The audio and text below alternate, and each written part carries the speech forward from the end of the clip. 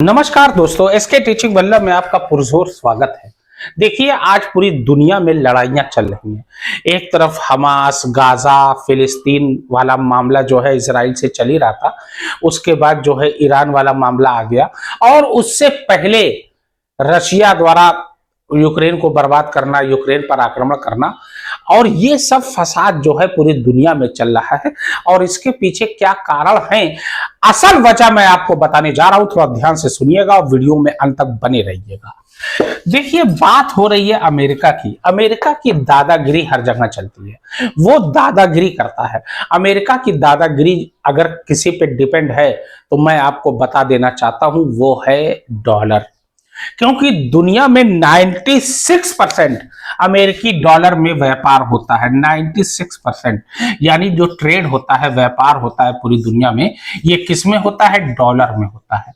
और जाहिर सी बात है, अमेरिकी डॉलर में। और जाहिर सी बात है, अमेरिका डॉलर जो है, जब पूरी दुनिया में व्यापार 96% होगा अमेरिकी डॉलर में, तो डॉलर तो मजबूत होगा ही। इसीलिए डॉलर जो है करेंसी बहुत मजबूत होती चली गई। और आज डॉलर की वैल्यू अगर इंडियन करेंसी के हिसाब से देखा जाए, इसकी तुलना की जाए, तो लगभग 86 साढ़े 86 रुपए एक डॉलर की कीमत होती है, यानी 86.5 रुपीज। ये एक डॉलर की कीमत कितनी होती है? एक डॉलर की कीमत होती है 86.5 रुपीज। क्योंकि पूरी दुनिया में अगर व्यापार किसी के जरिए किया जाता है तो वो डॉलर में किया जाता है। लेकिन रूसी राष्ट्रपति व्लादिमीर पुतिन, जो लगभग 2000 से अब तक रूस के राष्ट्रपति हैं, और उन्होंने ब्रिक्स का जब सम्मेलन हुआ, और ब्रिक्स का सम्मेलन में जैसे रशिया है, अमेरिका है, भारत है, चाइना है, और तमाम देश जब ब्रिक्स में शामिल होते हैं, तो उस समय रूस के प्रेसिडेंट व्लादिमीर पुतिन ये क्या करते हैं, एक प्रस्ताव रखते हैं कि सभी ब्रिक्स देश मिलकर एक करेंसी चलाएंगे और जिसका नाम होगा ब्रिक्स करेंसी।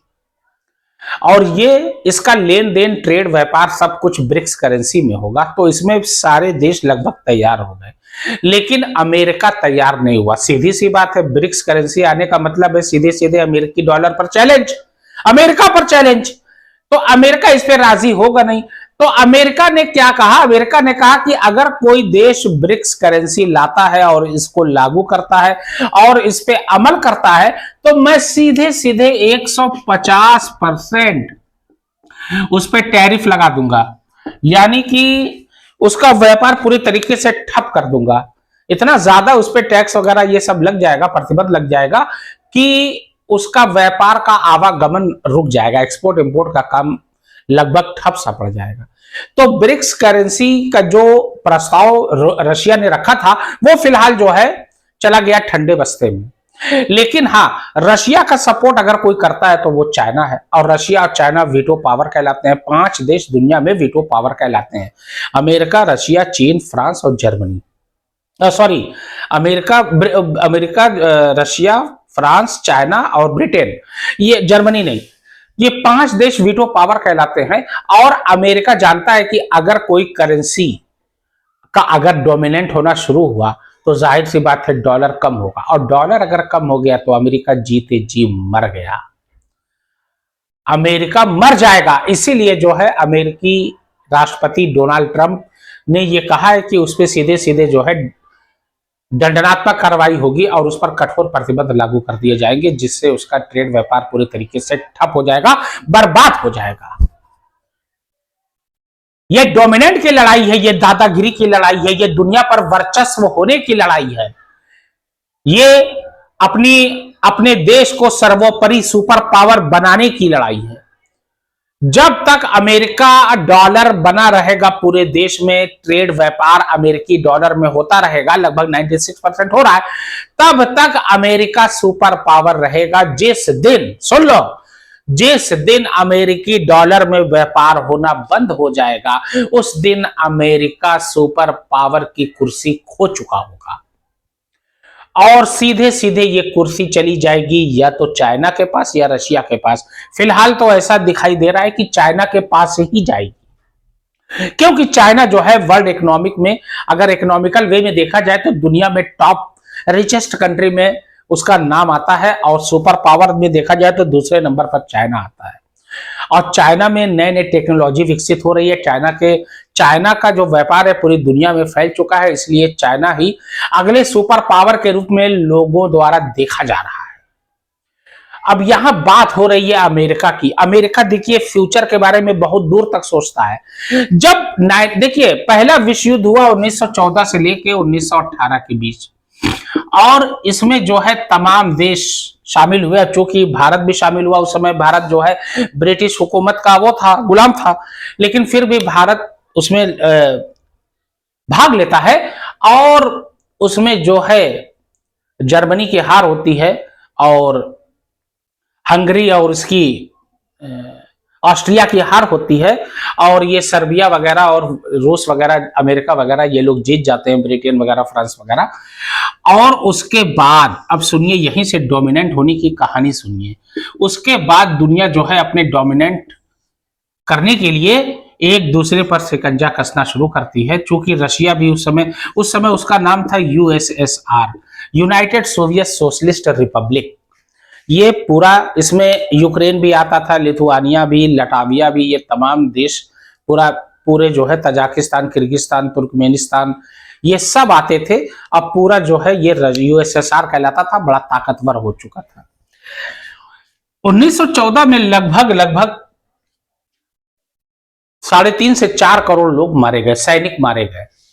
उसके बाद द्वितीय विश्व युद्ध होता है 1939 से लेके 1945 के बीच। आपको याद होगा 1939 से 1945 के बीच आपने इतिहास में देखा होगा, ये जर्मनी का तानाशाह हिटलर रहता है, और हिटलर जो है पोलैंड पर आक्रमण करता है। पोलैंड वाले दिन से ही द्वितीय विश्व युद्ध माना जाता है। उसके बाद रशिया पे अटैक कर देता है, इधर फ्रांस और ब्रिटेन पे, और उसके बाद जो है रशिया भी शामिल हो जाता है, फ्रांस और ब्रिटेन भी आ जाते हैं, और पोलैंड भी रहता है। मतलब पूरे देश में विश्व युद्ध फैल जाता है। और उसके बाद जर्मनी का तानाशाह हिटलर जो है खुद को गोली मार लेता है, और उसकी अपनी पत्नी एवा ब्राउन को क्या करता है, साइनाइड की गोली दे देता है, और उससे जो है एवा ब्राउन की मौत हो जाती है। ये वीडियो मैंने डाला है हिटलर के बारे में अलग से, बहुत अच्छी वीडियो है, आप देखिएगा, आपको अच्छी लगेगी। और पहले अपने कुत्ते ब्लांडी को देता है, वो मर जाता है, उसके बाद एवा ब्राउन खाती है, वो मर जाती है। खैर, द्वितीय विश्व युद्ध जब समाप्त होता है तो यूएसएसआर का पावर और बढ़ जाता है, और अमेरिका इससे घबरा जाता है। और अमेरिका घबराने के बाद तमाम देशों को मीटिंग बुलाता है, यूरोप कंट्रियों की, क्योंकि यूरोप कंट्री जो है उस समय रिच कंट्री थी, और उनका डोमिनेंट था पूरी दुनिया पे। भाई अंग्रेज जो है पूरी दुनिया पे, लगभग आधी दुनिया पे हुकूमत करते ही थे। तो एक मीटिंग बुलाता है, और उसमें यह तय किया जाता है कि नाटो जो है संस्था बनेगी, और इसमें जो भी देश आएगा वो नाटो का सदस्य अगर हो जाएगा, तो अगर कोई भी देश नाटो के सदस्य देश पर अटैक करेगा तो वो नाटो का अटैक माना जाएगा, हम सभी का अटैक माना जाएगा, और उस पर सारे देश मिलकर आक्रमण करेंगे, उसके पर चढ़ाई कर देंगे। तो नाटो में शुरुआत में अमेरिका देखिए इसका संस्थापक होता है, ध्यान देना, और अमेरिका ही मीटिंग बुलाता है, और नाटो में देश जो है फ्रांस, ब्रिटेन वगैरह सब शामिल होते हैं।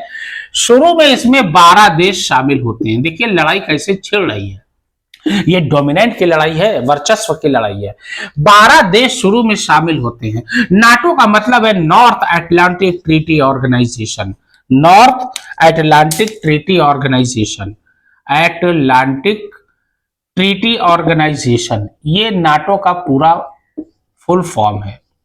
और नाटो में यह तय हुआ है कि सभी देश मिलकर उस पर आक्रमण करेंगे, और एक दूसरे की सभी देश हेल्प भी करेंगे, मदद भी करेंगे हर चीज में, चाहे इकोनॉमिकल वे में हो, चाहे पावर में हो, चाहे हथियार वगैरह मुहैया कराने में हो, चाहे किसी भी चीज में। तो धीरे धीरे करके नाटो में देश शामिल होते गए, और कुल मिला के अमेरिका सहित 32 देश इसमें शामिल हो गए। कितने?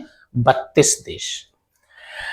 पोलैंड भी आ गया, लिथुआनिया भी आ गया, लताविया भी आ गया, लाटविया भी आ गया। तो ये अब चूंकि रशिया का 1991 में यूएसएसआर का 15 देश में विघटन हो जाता है, यानी 15 देश में बढ़ जाता है, Ukraine, Latvia, Lithuania, Kyrgyzstan, Turkmenistan, ये तमाम पूरे देश में बढ़ जाता है। 15 देश में टुकड़ा होता है यूएसएसआर का, और यूएसएसआर जो है एक तरीके से थोड़ा सा कमजोर हो जाता है। इसमें भी अमेरिका की चाल थी।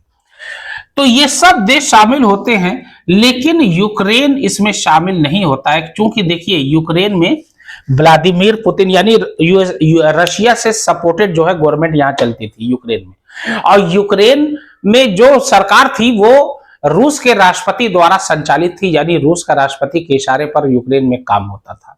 और बाकायदा क्रीमिया वगैरह भी उनको दे दिया गया था, एक तरीके से समझ लीजिए जैसे इंडिया और यूपी है ना, यूपी एक राज्य है इंडिया का, तो उसी प्रकार से क्रीमिया पर भी यूक्रेन की हुकूमत थी, लेकिन इन पूरे पर हुकूमत कर रहा था रूस, नाम था खाली यूक्रेन एक अलग देश है। लेकिन धीरे धीरे करके 2014-15 आते आते एक कॉमेडियन जिसका नाम था जेलेंस्की, व्लादिमीर जेलेंस्की की जब सरकार आती है तो ये रशिया का इशारे पर काम करना बंद कर देती है, और अमेरिका बार बार इनको कहता है, दावत देता है यूक्रेन को कि तुम नाटो में शामिल हो जाओ, जब नाटो में शामिल हो जाओगे तो तुम्हारे ऊपर खतरा नहीं होगा। और चूंकि रशिया जो है, लिथुआनिया भी नाटो में आ गया था, लताविया भी आ गया था, तमाम देश आ गए थे, रशिया चारों ओर से घिर रहा था, और अगर यूक्रेन भी नाटो में आ जाता तो नाटो की मिलिट्री फोर्स और बेस कैंप पूरा वहीं यूक्रेन में भी बन जाता, और रशिया अपने आप को पूरा घिरा हुआ महसूस करता। इसलिए अमेरिका ने दावत दिया यूक्रेन को कि नाटो में आ जाओ, और नाटो में ये जा भी रहा था, फॉर्म भी फिलअप हो गया था, लेकिन रशिया ने कहा कि अमेरिका से और तमाम नाटो देश से कि ये यूक्रेन जो है नाटो में जा सकता है, बेशक जाए, लेकिन इस बात की गारंटी होना चाहिए कि कोई जो है मेरे बेस कैंप पे यानी यूक्रेन पर बेस कैंप या सैनिक वहां पर नहीं जाएंगे। अब सब पीछे हट गए। अब यूक्रेन को बार बार कह रहा है रशिया नाटो में ना जाओ, पहले तो रूस जो है बोला कि नाटो में जा सकते हो, लेकिन ये शर्त है, ये गारंटी होना चाहिए, और जब पीछे हट गए तो यूक्रेन को मजबूरन वश थोड़ा सा पीछे हटना पड़ा, और रशिया बार बार कह रहा था कि नाटो में तुम मत जाओ, नाटो में जाओगे वो गारंटी लेंगे नहीं, और तुम जो है दिक्कत में आओगे, और मुझे मजबूरन जो है अटैक करना पड़ेगा, और मेरे देश पर खतरा हो जाएगा, और ये मेरे देश का खतरा माना जाएगा।